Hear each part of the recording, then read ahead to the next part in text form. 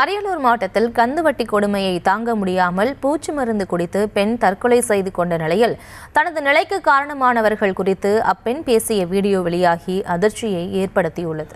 ஒரு பக்கம் குடும்ப கஷ்டம், மறுபக்கம் கடன்காரர்கள் தொல்லை என மன உளைச்சலின் உச்சத்தில் இருந்த பெண் எனக்கு வேற வழி தெரியலங்க என உடைந்து பேசி வீடியோ வெளியிட்ட சில மணி நேரங்களிலேயே தனது உயிரை மாய்த்து கொண்ட சம்பவம் மனதை உலுக்குகிறது. அரியலூர் மாவட்டம் மேலக்குடியிருப்பு கிராமத்தைச் சேர்ந்தவர் சத்யா. திருமணமாகி 2 குழந்தைகள் இருக்கும் நிலையில் கணவர் பிரபாகரனுக்கு திடீர் உடல்நலக்குறைவு ஏற்பட்டதால் தனியார் பள்ளியில் கம்ப்யூட்டர் பயிற்சி ஆசிரியராக பணியாற்றி வந்தார். இந்த நிலையில் திடீரென கடந்த 9ஆம் தேதி பூச்சி மருந்தை குடித்து தற்கொலைக்கு முயன்றார். வாயில் நுரை தள்ளி வீட்டில் மயங்கி கிடந்த அவரை கணவர் மீட்டு மருத்துவமனைக்கு அழைத்து சென்ற நிலையில் அங்கு சிகிச்சை பலனளிக்காமல் பரிதாபமாக உயிரிழந்தார்.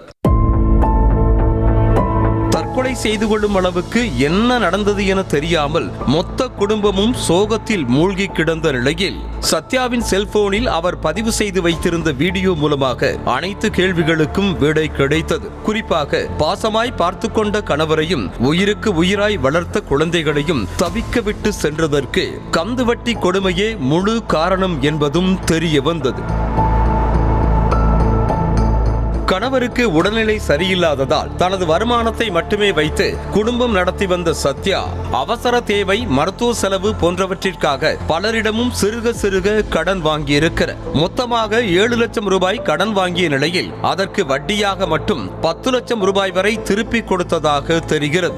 ஆனாலும் கூட பணத்தாசை பிடித்த சில பேய்கள் தொடர்ந்து பணம் கேட்டு நச்சரித்ததாக சொல்லப்படுகிறது. அவசர தேவைக்கு நல்லவர்கள் போல நடித்து பணத்தை கொடுத்தவர்கள் பின்னாளில் வட்டி பணம் கேட்டு தகாத வார்த்தைகளில் பேசுவது, வீட்டிற்கு வந்து குடும்பத்தை அசிங்கப்படுத்துவது போன்ற தரக்குறைவான செயல்களில் ஈடுபட்டதாக தெரிகிறது. கணவன் சொல்லை மீறி கடன் வாங்கியதால் வீட்டிலும் சொல்ல முடியாமல் வெளியேவும் கூற முடியாமல் சத்யா அனுபவித்த நரக வேதனையே அவரை தற்கொலைக்கு தூண்டியிருக்கிறது.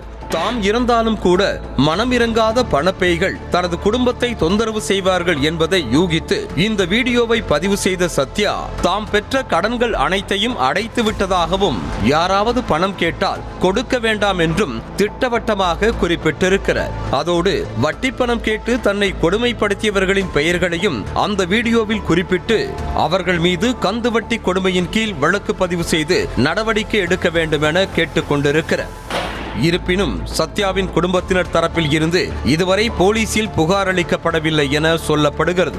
ஆனால் இணையத்தில் வேகமாக பரவி வரும் இந்த வீடியோவை ஆதாரமாக கொண்டு ஜெயங்கொண்டம் போலீசார் வழக்கு பதிவு செய்து விசாரித்து வருகிறார்கள். கந்துவட்டி கொடுமையை தடுக்க தமிழ்நாடு அரசு சார்பில் சிறப்பு சட்டம் இயற்றப்பட்டாலும் கூட அது பற்றி போதிய விழிப்புணர்வு இல்லாததால் தொடர்ந்து உயிரிழப்புகள் ஏற்படுவது வருத்தமளிக்கிறது.